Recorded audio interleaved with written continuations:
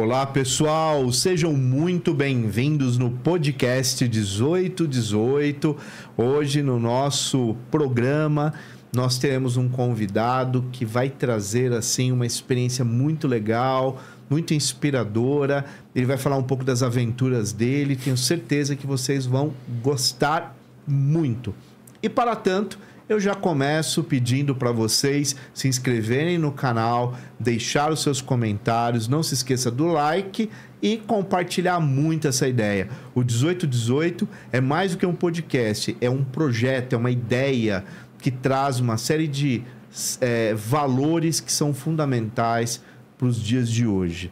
Então vamos lá para mais um episódio. Oi, pessoal, tudo bem? Eu sou a Clara Lambert e espero que vocês estejam tendo uma boa semana. E hoje a gente vai começar aqui na nossa segunda-feira. Nosso convidado de hoje vai ser um assunto muito legal. Acho que vai ter vários assuntos diferentes que a gente pode tratar no episódio de hoje. Então, confere aí, assiste até o final, que eu tenho certeza que vocês vão aprender várias coisas diferentes. Mas eu vou deixar ele se apresentar, que é o Fabrício. Fabrício, você pode, por favor, se apresentar para o pessoal que está assistindo? Olá, pessoal. Meu nome é Fabrício, eu tenho 38 anos, eu sou engenheiro, eu trabalho em companhia aérea. Sou um apaixonado por viagens, apaixonado por motores de uma forma geral e também um devorador nato de livros. Muito bem. Esse é o nosso querido Fabrício. Fabrício. Inclusive, está sempre aqui, ele acompanha o nosso podcast. Sim. Ele tem vários comentários aqui quando você vê nos nossos quadros, nossos vídeos. Então, é muito legal ver ele aqui, né, saindo um pouco por trás das câmeras do YouTube e estando aqui para a gente poder conversar. E o Fabrício, ele tem não sei se pode falar que é hobby, ele vai poder falar depois, que é de ônibus. É uma coisa bem legal, assim, bem diferente, né? Toda criança também gosta de ver aquele ônibus bonito, né? Grandão. Eu acho que depois você vai falar um pouco disso também. Mas, como o nosso programa Diálogos que Impactam também fala sobre espiritualidade, vida, projeto, sentido, propósito, vamos começar na raiz. Quem é o Fabrício? De que família esse Fabrício vem? Que religião que se praticava ali? Quais eram as questões espirituais que a sua família possuía, né? Ou possui? E claro, né? Você era uma criança já curiosa, uma criança que gostava de motores, né? Conta para nós. Eu sou de uma família migrante. A minha mãe é do norte da Bahia. Meu pai é da Zona da Mata Mineira. E, assim, por conta disso e também por conta do trabalho do meu pai, desde, assim, de uma idade muito remota, eu sempre viajei muito. Viajava viagens terrestres, assim. Acho que no começo da década de 90 era muito caro se voar de aviões. Eu só fui voar minha primeira vez de avião com meus 15 anos. Então, a gente fazia longas viagens de ônibus de 20, 30, 40 horas. E o que é mais engraçado, que a partir daí já despertava minha curiosidade. Porque eu sempre ficava curioso, eu sempre queria ir lá na frente ver como o motorista dirigia. Eu sempre, quando dava um problema técnico, eu queria estar lá no meio. Minha mãe conta muitos episódios de eu invadir no departamento de manutenção, perguntando pro pessoal o que é isso, o que é isso, o que é isso. Mas assim, naquela época, minha vontade eu quero ser motorista de caminhão. Porque eu quero viajar pelo Brasil, eu quero unir minhas duas paixões que eu já surgia desde a juventude. E a minha formação espiritual, ela é tipicamente brasileira, porque eu fui batizado católico, mas aquele católico brasileiro, aquele católico que os pais levavam em benzendeiras, que tinha uma certa ligação com Umbanda, depois com o espiritismo. Então, assim, a parte espiritual sempre acompanha a minha vida e da minha família desde cedo. E, assim, eu sempre tive para mim como algo verdadeiro, como algo que era parte de mim. Tanto que, assim, depois de um tempo, eu vi que o catolicismo, ele era muito restrito de informações, não explicavam as minhas dúvidas. Aí eu comecei a partir para o espiritismo, kardecismo. Fiz alguns cursos, frequentei bastante. E eles me ensinaram toda uma outra vertente espiritual que se agregava muito com a Igreja Católica, até que a Umbanda tem isso, que é o sincretismo. Só que chegou um momento da minha vida que eu verifiquei que não era completo. Porque, primeiro, tinha certas coisas que não eram respondidas. E segunda, o que sempre me incomodou, por que uma, assim, sobressai as outras? Eu tô numa igreja, ela sempre vai ser mais, assim, verdadeira do que a igreja do próximo. Então, eu vivia entre esses dois mundos, do catolicismo e do espiritismo, tanto que ainda, vez ou outra, ainda frequenta, assim. Eu gosto, assim, de visitar igrejas quando eu viajo, admiro muito a arquitetura. Aí um casal de amigos trabalhavam comigo, eles fazem parte de uma ordem, me convidaram para assistir algumas palestras e eu percebi que ali, primeiro, todas as religiões eram verdadeiras e igualitárias. E outra, ali eu tinha um aprendizado assim, que complementava religiões que não são comuns no Brasil, que nem o judaísmo, o islamismo, religiões do Oriente. E depois eu fui vendo que cada uma tem um ponto que se tornou verdadeiro. Então, no final das contas, eu entendi, Deus, ele é sempre verdadeiro, mas só que específico para cada povo, porque cada povo tem sua cultura, tem sua crença, tem sua história. Mas todos se complementam e todos são igualitários. Todos, assim, são a luz, se feito de uma maneira perante a Deus. Tá. Legal. E você cresce dentro desse universo extremamente eclético, onde o sincretismo foi permitido, né, de uma forma muito natural. E aí você vai construindo os seus valores, né? Claro. Mas a pergunta, diante de tudo que você narrou, a espiritualidade, então, sempre foi um aspecto muito importante da sua vida. É isso? Sim, foi muito importante, porque nos momentos mais difíceis, sempre vinha aquela voz, aquele conforto, falando, aguenta, o dia de manhã vai ser melhor. Começa a mudar. Esse hábito não vale mais para você. Inicia outro. Muitas vezes vinham através de pessoas amigas, de uma leitura. Muitas vezes era algo interno, que para mim era como se o meu anjo da guarda estivesse falando comigo, tipo, falando, tá na hora de mudar, tá na hora de você se recolher, tá na hora de você trabalhar. Tá.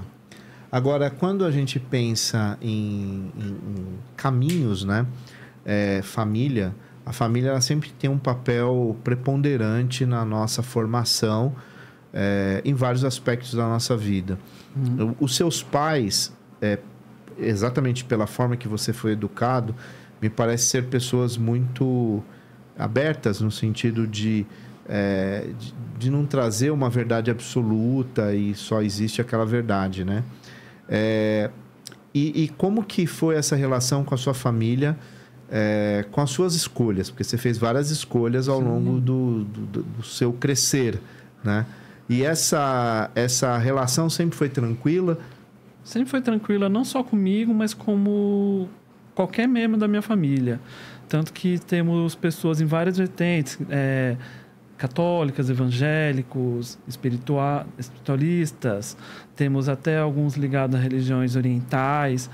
E assim, como toda família de interior, importante assim, por mais que você não concorde com a religião do próximo, tá todo mundo ali na festa de aniversário falando assim, e não importa. O importante é que assim, você está bem, você está precisando de algo. Eu acho que esse foi um valor que eu tive na minha casa. Isso que meus pais, que assim vieram de uma simplicidade tamanha, sempre trouxeram para mim e para meus irmãos. Primeiro, estudar. Sempre procuravam colocar a gente nas melhores escolas públicas disponíveis na minha região. Tanto que eu fiz toda a minha formação fundamental e média em escola pública.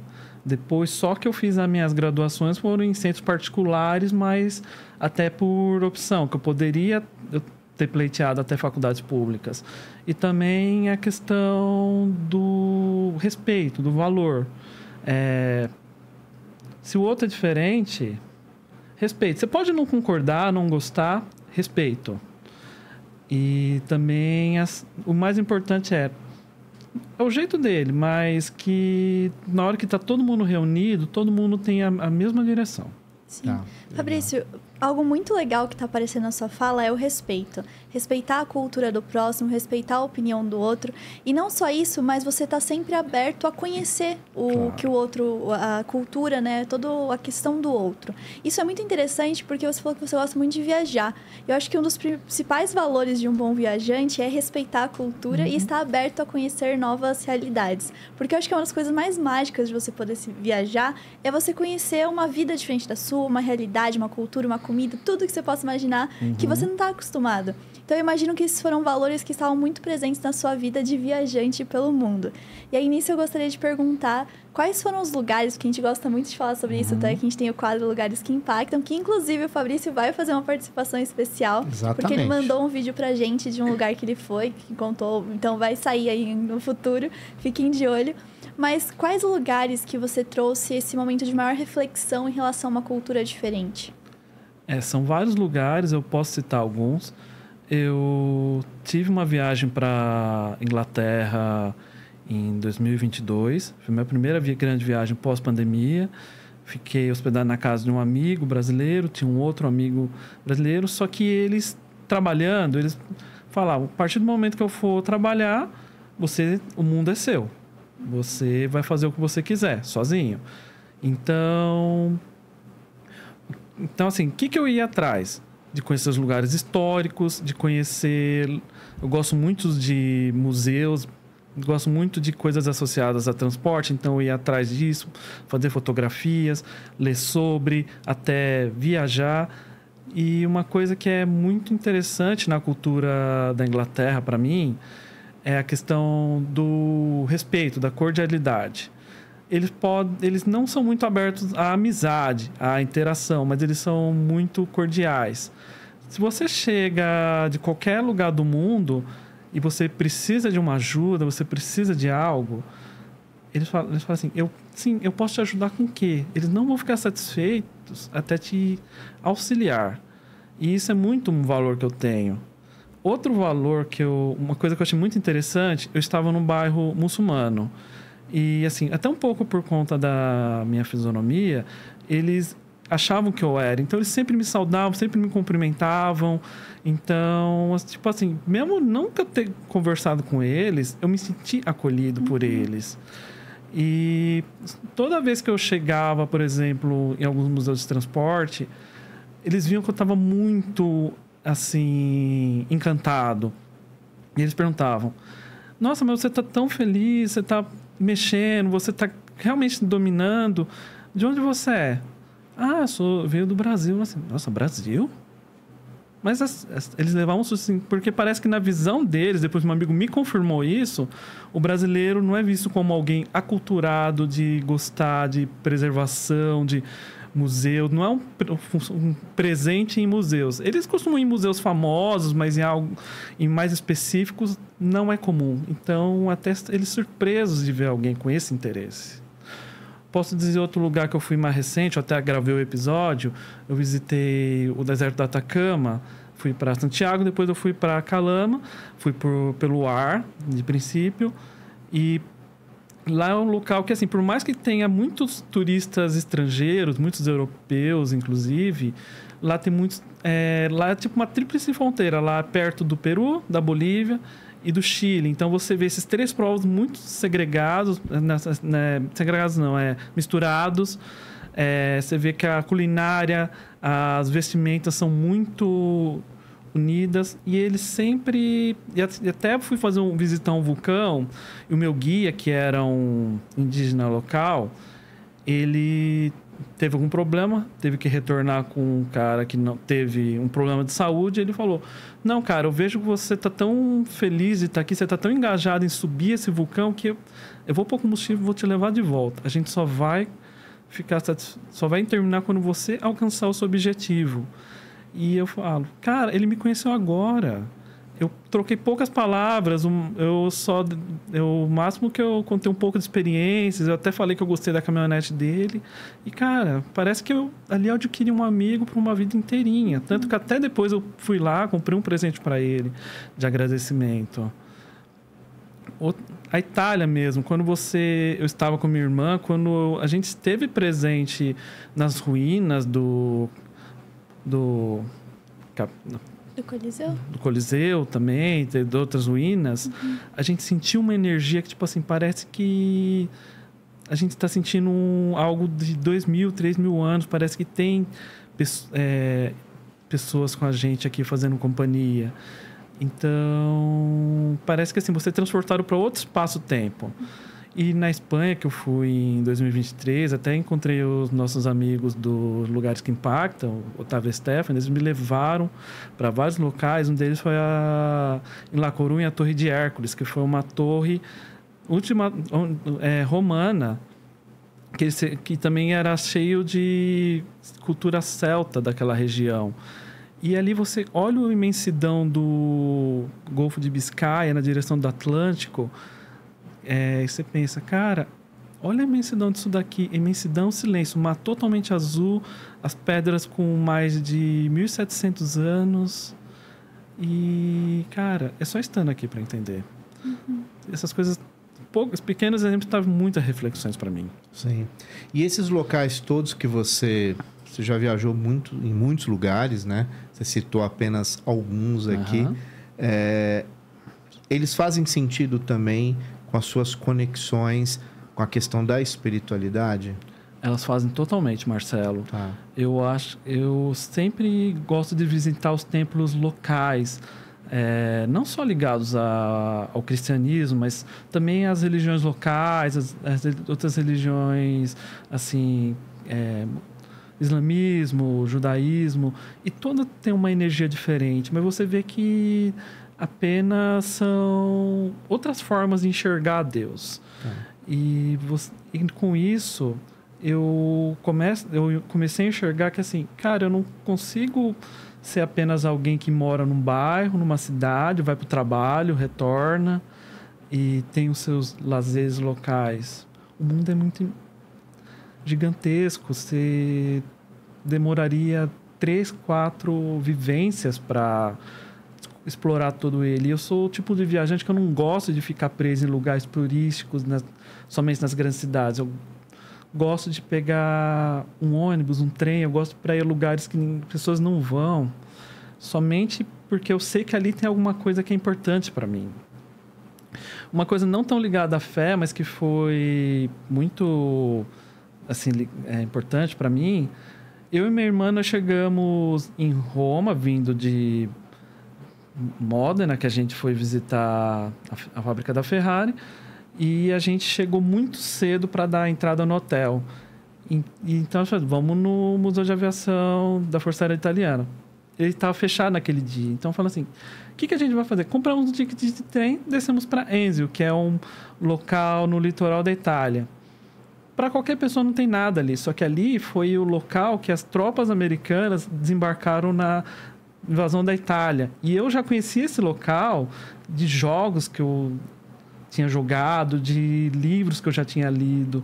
E ali, eu, parado observando o mar Mediterrâneo, eu entendi e falei assim, cara, parece que eu já estive aqui. Assim como outros lugares, eu falo assim, eu já estive aqui. Há 50 anos, há 2.500 anos. Parece que eu já fiz parte de cada local desse e hoje eu estou voltando para resgatar isso. Tá, isso legal. É algo muito interessante, né? Porque ao mesmo tempo que tem vários lugares que a gente está vendo o tempo todo na mídia ou por exemplo, eu gosto muito de Harry Potter, né? Eu cresci lendo Harry Potter dentro desse universo. E aí, por exemplo, eu sonho quando eu for para Londres e ver a estação King Cross, essas coisas assim, porque entra no nosso imaginário. Parece que você já conhece tudo isso. E eu acho que você materializar todas essas suas vivências e estando lá de fato deve ser muito, muito legal, muito emocionante. E aí eu tenho 2 perguntas em uma. A primeira foi, qual foi o lugar mais emocionante para você conhecer, assim, que você já tinha essa ideia, eu preciso conhecer esse lugar um dia? E a segunda é, qual lugar você não conhece ainda, mas você tem essa vontade muito grande dentro de você de conhecer? Um lugar que eu acho, assim, mais mexeu com o meu sentimento e eu não esperava foi quando nossos amigos da Espanha levaram na Catedral de Santiago de Compostela. Tá. Que eu vi que ali era o final da trilha dos peregrinos. E ao entrar na catedral, eu falei, cara, não é justo eu estar aqui. Eu não fiz a peregrinação. Eu preciso me bater um sentimento de, assim, cara, isso não está certo. eu preciso fazer isso um dia. Eu até recebi o convite, mas parece que ali eu senti que não só eu já fiz isso, mas também que algo que é muito profundo dentro de mim. Algo que, assim, eu não gosto de começar as coisas pelo final. Eu preciso viver o todo, porque apenas vir aqui tirar uma foto, como algumas pessoas fazem por mídia, para mim não. Tem que ter o completo. E ultimamente, assim, vou viajar em breve para os Estados Unidos. Alguns amigos da América Central já me convidaram para ir para Costa Rica, mas eu começo a olhar com outros olhos para a Ásia. Não fui ainda por conta de distância geográfica, obviamente, mas por conta que é muito diferente o idioma, a culinária. Mas o lugar que eu mais gostaria de ir é o que, infelizmente, não se torna possível hoje, que é a região do Oriente Médio ali, do Irã, do Iraque, de Israel, tanto para conhecer de onde surgiram as 3 grandes religiões mas também por conta das questões históricas, assim, da Mesopotâmia, questões, assim... Eles têm uma cultura muito rica, assim, principalmente, assim, depois da fundação do islamismo. Então, assim, como eles... A questão das cruzadas, mas, infelizmente, por conta das questões de guerra, sem perspectiva. Uhum. Mas é uma cultura que eu sempre me identifiquei e que continuo ansioso, esperando. Muito bem, vamos sair um pouco das grandes viagens aí, né, dessa questão que é tão legal e que todas elas têm sempre um caráter espiritual, sempre tem um caráter de busca, né, de conhecimento, sempre tem muita coisa agregado aí. E eu tenho uma curiosidade, Fabrício. Diga. Você é uma pessoa fascinada por motores, né? Uhum. Quando que surgiu? Porque você trabalha com turbina hoje, né? Eu trabalho com motores de avião. Motores de avião. Mas isso começou em algum lugar. Começou. Né? Como que foi? E um pouco dessa trajetória aí, né? Que eu acho que é muito interessante. E para chegar até nesse seu engajamento na questão dos ônibus, né? Você tem amigos aí no Brasil todo, fora do Brasil... que são pessoas malucas por ônibus, por viagens de ônibus. Né? É muito diferente, Inclusive, assim, o Fabrício tem um canal no YouTube, né, de ônibus. Acho que seria legal você passar o nome aqui pro pessoal que tem interesse. Pô, além disso, nós lembramos aqui, eu tinha um podcast lá atrás, né, quando o podcast era só áudio. Sim. Né? Não se falava em podcast sendo gravado, como nós estamos fazendo aqui, que era Café com Marcelo, né? Depois a gente teve o Café com Marcelo Lambert, que era já gravado, né? Que a gente tá aqui no canal, inclusive tem vários episódios. Na verdade, aqui. Ambos se chamam Café com Marcelo Lambert. Então, para pesquisar no Spotify tem que ser o nome esse. Isso. E aqui tem também, no YouTube tem vários aqui também. E o Fabrício e o Felipe do episódio que já está aqui também, que muitos já assistiram. Eles foram lá no podcast Café com Marcelo para falar de aviação. Foi muito legal. E eu acho que a gente pode encaixar alguma coisa aqui no 1818 para falar sobre as curiosidades da aviação, né? Mitos, lendas. É muito legal. fazer um episódio só sobre isso, só né? sobre isso. Ia ser muito legal. Vim aqui no estúdio para falar sobre mitos, casuísticas, Triângulo das Bermudas e aviação. Eu acho que vai ser legal, hein? Se vocês toparem, eu vou falar com o Felipe. De repente ele topa e a gente faz um episódio só assim. Bom, mas voltando pro motor. É muito assunto, né? É muito assunto. Fala para nós, como que começou, qual foi o momento que começou essa coisa por motores? Então, eu não sei precisar uma data, mas eu sei que ela vem muito de criança. Eu acho que como eu vinha de uma família pobre, então um dos poucos lazeres que tinha era ou meu pai me levar para o trabalho dele, que eles faziam viagens para colônias de férias, para os eventos do serviço deles, e eles alugavam ônibus muito velhos, da década de 70, 80... E também as longas viagens que eu fazia para visitar meus avós, tanto no Nordeste como no interior de Minas. Então, isso já começou a me despertar a minha paixão ali, mas eu não...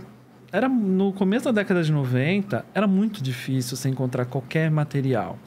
Então, a internet também era muito escassa nessa época, tanto que eu comecei a mexer com internet quando eu ia pro serviço do meu pai e o pessoal se distraía para fazer alguma coisa, eu entrava em computadores para acessar a internet, para entrar no site dos fabricantes para descobrir as dúvidas que eu tinha, antes mesmo de ter um computador. Então, primeiro com caminhões, ônibus, eu tinha vontade de ser motorista, não tinha ainda nem o feeling do engenheiro e nem da aviação. Aí, num aniversário meu de 10, 11 anos... Eu também já via muitos filmes na TV da Sessão da Tarde, que tinha muitos carros americanos, aviões. Isso só despertou uma curiosidade. Aí, minha mãe me deu uma revista de aviação. Aí, eu comecei a revirar. Falei, isso é novo, isso é interessante. Mas eu não tenho dinheiro. Então, o que eu fazia? Eu pegava os trocados que eu ganhava dos meus pais, dos meus tios, pegava um ônibus, ia até nos sebos da região da Liberdade, comprava livros da década de 80, que já estavam 20 anos defasados, que eram principalmente livros de aviação militar, que eu tenho esses livros até hoje comigo, e esses livros eles tinham muitas seções, não só das histórias de aviação, mas também o que era cada peça da aeronave. Então, assim, com meus 12, 13 anos, eu já levava os livros para a sala de aula para ficar perguntando aos meus professores, perguntando assim, então, isso daqui que eu aprendi... Então, assim, eu infernizava meus professores, tirando com minhas dúvidas. Então, conforme eu fui evoluindo, eu vi que pagava um salário muito melhor do que o transporte rodoviário, então eu cheguei no ponto de decisão. A minha parte rodoviária eu vou deixar para hobby, e minha parte de aviação eu vou usar para trabalhar. Primeiro eu tentei entrar para a Força Aérea Brasileira, fiz as formações, mas não consegui por N motivos. Ainda fiz o curso de mecânico de aeronaves. Dentro do curso, o dono era um ex-militar da Força Aérea. Ele conseguiu um estágio no Campo de Marte para trabalhar com manutenção tanto dos caças F-5 como dos cargueiros Búfalos. Então eu ficava mexendo com avião militar, avião de carga, da década de 50. Então eu aprendi, era muito rudimentar. Tanto que, assim, a única coisa que eu não realizei foi voar nessas aeronaves, mas eu fiz tudo que eu podia e os militares me acolhiam muito por conta do meu interesse e, assim, a minha vontade. Depois eu acabei entrando para a aviação comercial, trabalhei primeiro com reparo de componentes aeronáuticos, depois eu fui para uma companhia aérea, onde eu estou hoje há 11 anos. Primeiro eu entrei para cuidar mais de partes burocráticas, tentei assim, entrar como mecânico, não consegui. Depois eu fui trabalhando com parte de registros, até alcançar a parte de, primeiro, peças de aeronaves e depois motores, que é o que eu gosto de verdade. Fiz a minha graduação de engenheiro mecânico, hoje estou fazendo a pós de engenheiro aeronáutico, fiz vários cursos na área. E o que me encanta na aviação? A precisão.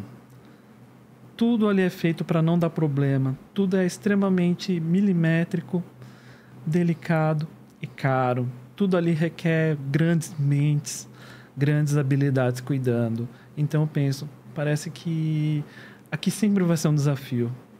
Nada aqui vai ser resolvido de qualquer jeito para uma pessoa voar. Não só por conta de legislações e pressões de autoridades, mas por conta de... Realmente parece que quem trabalha tem um senso que, assim, não podemos deixar acontecer um acidente. Então, não pode errar. Não pode errar. É uma área que é tudo feito para não ocorrer erros. E, infelizmente, ainda ocorre, mas numa taxa muito menor do que em outros transportes, por exemplo. E a parte dos caminhões, ônibus, eu fui usando como hobby. Primeiro, numa época que o computador era novidade, não conhecia ninguém, comecei a ver blogs, fotologs, coisas do início dos anos 2000. Também não tinha muito material por aí para compra, somente algumas revistas especializadas. Aí eu vi que tinha um pessoal que saía para tirar foto. Então, falei, é isso que eu vou fazer. Aí você... E é engraçado que tem um grande clubismo em relação a isso. Porque, assim, tem um grupo que gosta de uma empresa, tem um grupo que gosta de outra empresa. Tem um grupo futebol? Que gosta de uma marca. É. Só que dali eu já tinha um grande conhecimento técnico. Então, assim, acabei me enturmando com pessoas primeiro do local. E o pessoal, como gosta de viajar, depois a gente foi indo para outras cidades, conhecendo pessoas. Então, hoje eu acho que só falta 4 estados brasileiros para eu conhecer. Por conta, realmente, da falta de tempo, da rotina. Mas eu já fiz muitas viagens. E tem longas. encontros, assim, nacionais, estaduais, do pessoal que... E como que é? Então, são vários ônibus, a pessoa chega, são pessoas que gostam, conversam sobre... O maior é aqui em São Paulo, que ocorre no mês de novembro. E tem outros em outras cidades. O pessoal, as empresas cedem os veículos, tem colecionadores que levam suas antiguidades, a galera se reúne. Ou, antigamente eles trocavam fotos de filme, hoje em dia é mais... Tem sites assim que você publica seu acervo e as pessoas conversam, pega muito material publicitário. Eu tenho amigos que trabalham em grandes empresas, eles sempre... vem aqui que tem uma novidade, eu vou arranjar uma... cortesia para você viajar, então... Para experimentar o ônibus. Exatamente. É mesmo? Você virou um influencer do universo. É engraçado que eu não sou alguém tão popular no meio, mas assim, o que eu mais me destaco realmente é o conhecimento técnico. E isso eu fui observar muito na Inglaterra, porque esses 2 amigos que moram lá, eu conheci através desse hobby. E um deles levou a gente em museus e exposições desses veículos. E o inglês, ele é muito técnico. Ele é muito... preserva tudo e tudo ele quer os mínimos detalhes. Então, aí eu comecei a enxergar assim, cara, o pessoal tá brigando pela empresa do bairro A e do bairro B, e eu comecei a enxergar a nível mundial. Então, fui devorando meu apetite voraz de conhecimento. Até chegar um ponto que, uma fase mais recente, fala, cara, eu já sei demais. Isso, eu preciso começar a ver outros focos para minha vida, porque isso gera um desequilíbrio. É, né? Uhum. É porque fica tipo, vício, né? Uhum. E tem experiências, por exemplo, um determinado ônibus da década de 70, sei lá. Aí todo mundo viaja ali para poder experimentar como que era. Tem isso também? Tem. Tem uns colecionadores que eles abrem viagens às vezes e o pessoal pode experimentar. Então, alguns que eu conheço às vezes convidam, vão viajar, vão pro evento, a gente já vai no ônibus mesmo. Que legal. É. E você já passou por dificuldade, assim, quebrou o ônibus e tal? Nossa...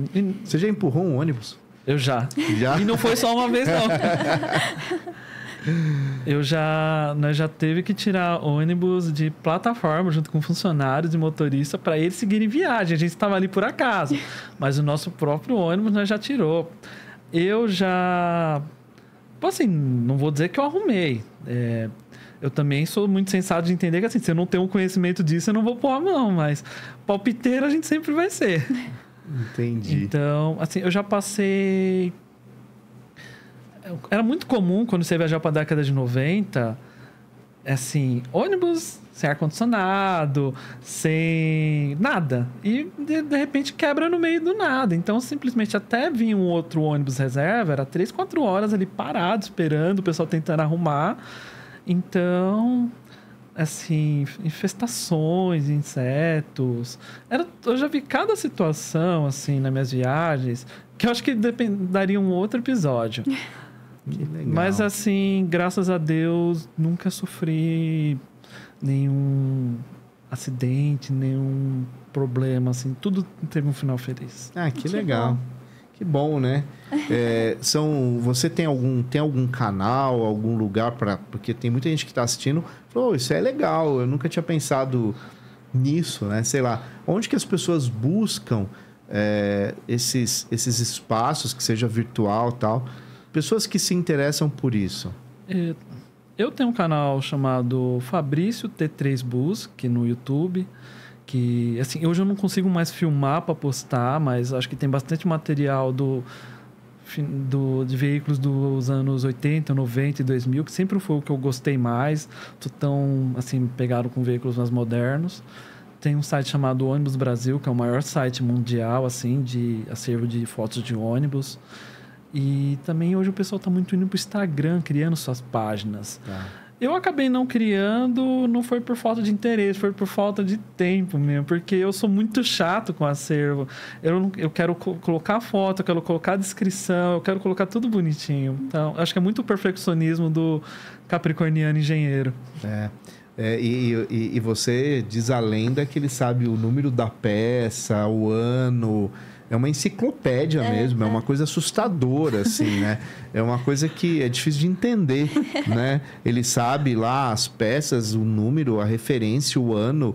A gente tem alguns conhecidos que gostam também de aviação, né? E ele sempre conhece a história. Você puxa lá um fio, ele vai falar qual era o avião, qual era o ano, qual é a peça, qual é... É uma tipo coisa... de motor, como funciona, como quem funciona, quem é isso, né? Quem andou na tripulação no ano de 1901, assim, é uma coisa muito... sem contar as histórias misteriosas, né? Eu acho que a gente tem que fazer um episódio só sobre isso. Sim. Histórias paranormais a gente pode pôr no Histórias que Impactam, né? No quadro da Ana, né? Que tem o quadro Histórias que Impactam. São histórias que vão impactar. Com certeza. Né? A gente faz nesse formato aqui, assim, vai ser legal. Agora, Fabrício, hoje, né, você já narrou lá no início da nossa conversa que você tem um caminho espiritual que você segue, que te traz aí todo um equilíbrio, né, de compreensão, de vida e etc. E isso, é claro, que acaba trazendo uma completude para você. Você hoje, se você pudesse olhar para você, né, como um espectador externo, você vê um cara... feliz? Hoje em dia eu vejo. Tá. Eu demorei bastante para encontrar esse cara feliz, mas hoje em dia eu vejo. Eu entendo que é a questão do equilíbrio. Você tem que ter o seu corpo assim, saudável, a sua mente equilibrada e o seu espiritual assim, ligado ao plano superior. Não importa a fé. Tá. Eu acho que se falta um, não fica bom. Então, eu entendo que assim, a vida foi muito generosa para mim. Ela trouxe o conhecimento, ela trouxe as experiências, as pessoas. Sim. Então, me considero hoje uma pessoa feliz. Acho que cada vez mais que a gente avança, a gente enxerga algo que tem que mudar e trabalha para melhorar. Acho que perfeito a gente nunca seremos, mas pelo menos eu acho que o ato de tentar se melhorar como pessoa, ele traz um bem-estar. Legal. E já emendando, né, a nossa clássica pergunta, que é importante porque nós temos até um recorte, né, que sempre fala sobre Deus e tempo, que é um conceito profundo, complexo e difícil, né? Mas sobre a luz, né, da visão do Fabrício de mundo, como que você entende Deus e tempo? Deus, para mim, ele é o todo. Ele é o que criou a vida, o universo, as regras, tudo está contido dentro dele. Ele não nasceu, ele não morreu, ele não tem dimensão, ele não tem espaço. Ele é algo que sempre estará acima de todos e eu duvido muito que a gente o compreenda. A gente são muito limitado, mas só o fato de saber que a gente faz parte dele já é algo muito gratificante. E o tempo, para mim, ele se divide em 2 tempos. É o tempo físico, que é o tempo que a gente usa na nossa rotina, no nosso cotidiano, é um tempo preciso, é um tempo implacável, é um tempo que, se a gente se prender a ele, a gente acaba entrando em colapso. E o tempo da espiritualidade, que é um tempo adimensional. As dimensões, o tempo não é linear. Tem coisas que acontecem numa fração de segundo e tem coisas que demoram uma eternidade. Então, esse é o tempo de Deus para mim. Muito bem. Bom. Antes de pedir a sua mensagem final, lá na sua apresentação você falou que você é um leitor voraz. Então eu vou fazer uma pergunta um pouco difícil, mas eu vou pedir para você indicar um livro pro pessoal que está assistindo. Um livro que você achou que foi muito importante no seu processo de formação. São tantos livros, Ana. Eu vou trazer um que eu li, assim, faz bastante tempo, que é Cartas de Iwo Jima, que ele foi escrito por um general japonês da Segunda Guerra, que lutou nas batalhas de Iwo Jima, no Pacífico, que ele era, assim, ele morou um tempo nos Estados Unidos, ele teve graduações em universidades norte-americanas, e ele sempre questionou a crença dos japoneses na época, que assim, nós somos soldados do imperador, nós somos invencíveis. Ele fala, não, olha o inimigo, eu aprendi com eles, estive com eles podem não ser crentes que nem a gente, mas eles têm o domínio da tecnologia, o domínio da economia. Eles vão vencer a gente por número. E mesmo assim, ele não cometeu o suicídio, não recomendou sua tropa que cometesse, lutou até o final como um soldado honrado.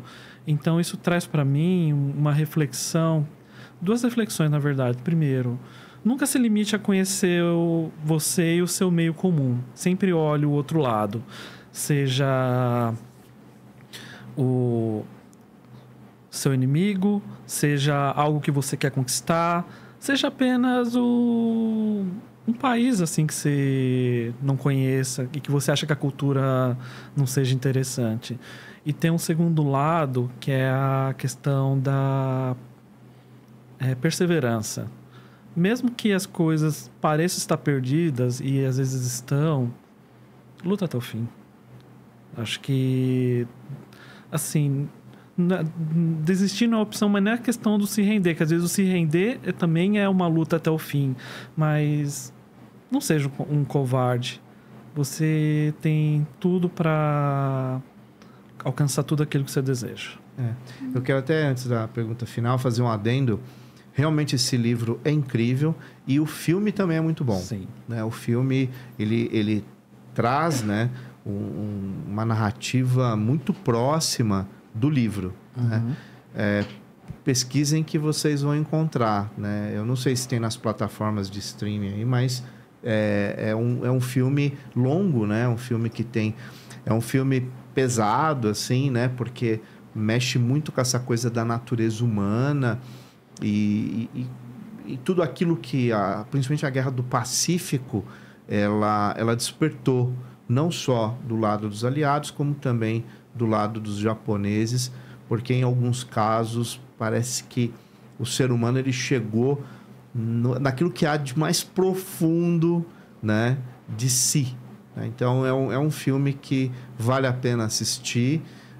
Eu já trabalhei inclusive nas minhas aulas esse filme para trabalhar um pouco a questão da Segunda Guerra Mundial, fazendo recorte da Guerra do Pacífico. Então é muito legal, vale a pena, ótima indicação.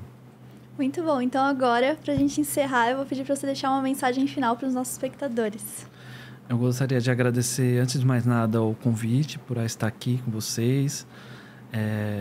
Eu sei que eu não sei tanta coisa, mas eu acho que contar um pouco do que eu sei pode influenciar outras pessoas. E também falar o que eu tenho assim de mais sagrado. Não se limitem ao seu mundinho, expandam. E não é só expandir de viajar, conhecer outros lugares. Expandam culturalmente, expandam espiritualmente. Busquem sempre algo além. Porque ficar preso dentro da pequenez... Não vai. Quando você chegar no final da sua vida, você vai pensar, o que eu fiz de importante? O que eu fiz de grande? E não é que fazer grandes ações, mas, assim, grandes experiências. Muito bem. Fabrício, muito obrigado. Nós que agradecemos. Né? Você já é um colaborador antigo, né? Desde lá do Café com Marcelo. E obrigado. tá virando rotina aqui, né? Um dia São Paulo em caos, né? Por conta da chuva, das pedras que caíram do céu hoje. Mas obrigado, né? De ter vindo até aqui, de tão longe, né? Saiu lá de Congonhas, veio para cá, né? Sim. Então, obrigado pela sua presença. Claro que eu vou agradecer os nossos apoiadores, que é a Bacarim English School, né? Que é uma escola de idiomas muito pronta para atender as suas especificidades. Então, é muito legal vocês procurarem lá o Rodrigo.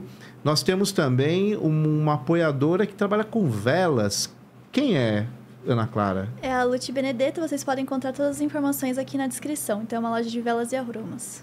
E temos a Noesis, que é uma empresa de psicólogos que atendem brasileiros, principalmente que estão fora do país, que vão trazer para você todo um acolhimento muito importante quando você está distante da sua família, da sua cultura, e esse aporte emocional é importante. Procurem o Samuel. E eu vou fazer um comentário rápido aqui antes de terminar. Meg, olha o copo que está ali na frente do Fabrício. Gamecast, é isso mesmo? Então eu indico para vocês também chegar lá no canal do Gamecast, que eu já participei, eu fui convidado uma certa feita e foi muito legal, foi muito divertido, né? Com o Diego, com o Meg, com a voz secreta do Rodrigo, né? Não sei se eu posso revelar o nome, mas agora eu já revelei. E foi uma experiência muito legal, história e videogame. Foi uma junção aí que dá muito certo. Tanto é que tem um monte de jogo aí histórico que faz muito sucesso. Aí você chega lá na aula de história, não é tão divertido assim, né? Mas aí você joga lá no videogame e vira uma mega história e o aluno vai lá, tira 10 na prova, porque ele jogou aquele videogame que teve um historiador por trás. Não pense vocês que é aleatório, não. Tem profissional ali que ajudou no roteiro. Mas, enfim, foi só um ato de... Como que eu posso dizer? De desabafo e defesa da história. É isso. Bom, é isso. É isso. Obrigado, gente, mais uma vez, pela audiência de vocês. Eu vou pedir para vocês se inscreverem no canal, deixar os comentários, não se esqueça do like e compartilhar muito essa ideia. 1818 é um grande projeto que a gente quer chegar em muitas pessoas para trazer inspiração, um discurso ecumênico, uma postura interreligiosa e, acima de tudo, amor universal, que é a nossa maior bandeira, o nosso propósito, o nosso sentido. Então, muito obrigado. Fica aqui um grande abraço do amigo Marcelo Lambert e eu desejo a você muita, muita e muita luz. Um abraço!